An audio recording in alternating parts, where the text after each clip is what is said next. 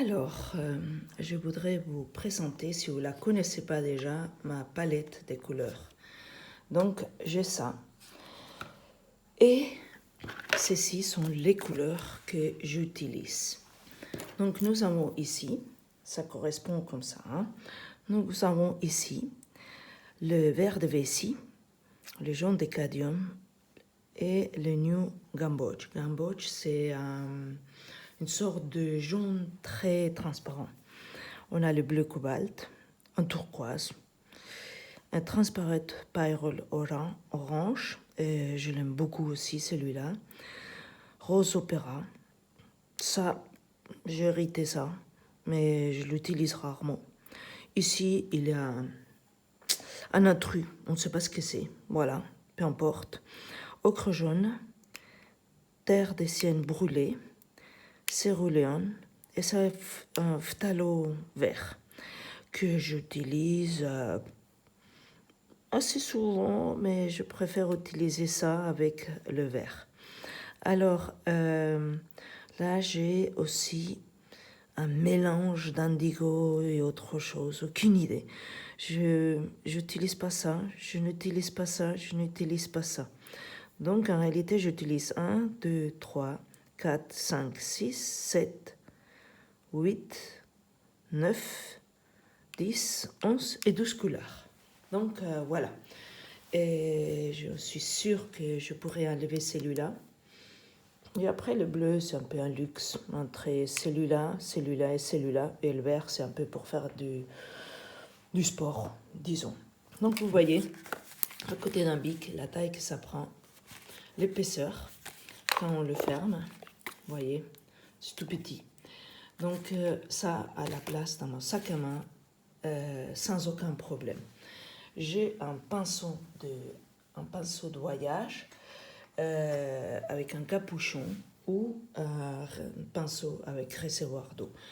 Donc, celui-là, je le laisse maintenant dans mon atelier et je voyage avec ça. Voilà, c'est tout simplement la même chose. Donc ici, on a l'ocre jaune, le céruléon, le turquoise, le phthalo vert, les verts de vessie, l'outremer. Celui-là doit être le cobalt. Si ça, c'est le cobalt. Terre des siennes brûlées, ocre jaune, jaune cadmium, le pyrrole orange. Ça, je ne me rappelle pas. Attendez, je regarde mieux. Aucune idée. Il faudrait que j'expérimente. Donc voilà, ça encore, plus simple, plus petit. Je ne porte jamais un poudrier, mais voilà. C'est la taille d'un poudrier, on dirait. J'adore. C'est vraiment un outil que j'aime beaucoup. Donc, plus vous avez des couleurs, plus vous allez passer du temps à choisir. Donc, évitez de perdre votre temps et essayez de trouver quel est le meilleur vert, quel meilleur bleu, etc. Donc, une chose très importante à faire, avant tout, c'est explorer votre palette. Et il y a quelques années, j'avais deux comme ça, et je me suis mise à tester l'une après l'autre, à les comparer. J'avais celle-là, les terres des siennes brûlées, j'avais les jaunes, j'avais les terres des siennes naturelles qui ressemblaient aux jaunes, et je me suis dit, tout ça, j'enlève parce que ça me fait perdre énormément de temps. Et si on veut mieux les connaître, c'est mieux en avoir peu. Alors, donc voilà, il faut prendre son temps et trouver les mélanges des palettes. Je vais vous faire une petite démo, par exemple, de ce qu'on peut faire pour mieux les connaître chaque couleur et mieux connaître les mélanges les uns avec les autres. Je ne vais pas vous faire la grille qu'on voit souvent, parce que je les ai fait plein de fois quand j'étais à l'université, pendant mes études de graphiste, mais franchement, il y a des façons plus amusantes pour tester ces couleurs. Voilà. Alors, une chose à vous dire, n'utilisez pas du noir. On va faire des mélanges des différentes teintes pour obtenir une couleur foncée.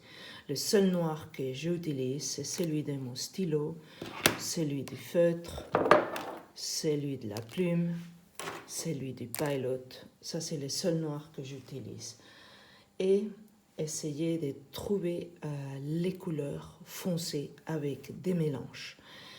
Les gris de peine, beaucoup de personnes utilisent les gris de peine. Les gris de peine, le gris, ça veut dire que c'est gris.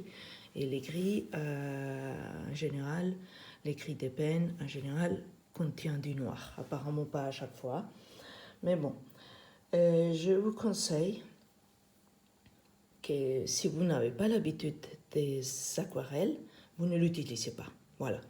Soit vous êtes déjà quelqu'un qui connaît très bien les couleurs, quelqu'un qui a l'habitude, donc allez-y, testez. Mais si vous n'avez pas l'habitude, oubliez-les immédiatement.